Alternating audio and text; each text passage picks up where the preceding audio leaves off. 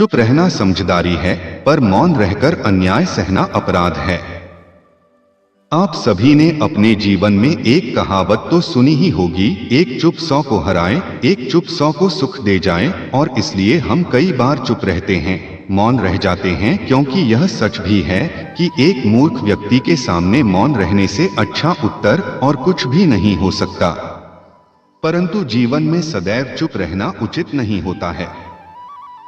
गीता में कहा गया है, जहां पाप का बल बढ़ रहा हो, जहां छलकपट हो रहा हो, वहां पर मौन रहने से अधिक गंभीर अपराध और कुछ नहीं हो सकता।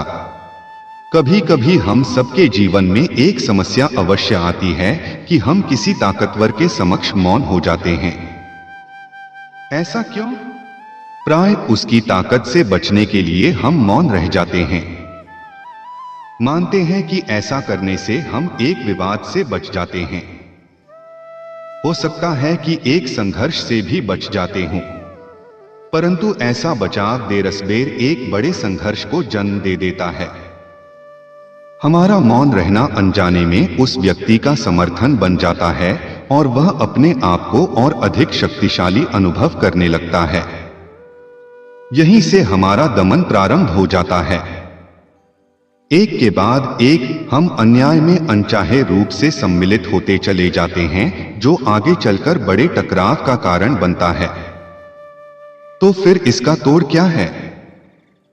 यह समझने के लिए यह जानना आवश्यक है कि ऐसी कौन सी बात है जो विरोध करने से रोकती है।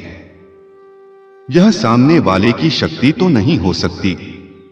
यह तो हमारा खुद का डर होता है जो हमें मौन रहने को विवश करता है। क्या हम मन से डर को निकालकर अन्याय का विरोध नहीं कर सकते? आखिर वह हमारा क्या और कितना बिगाड़ सकता है?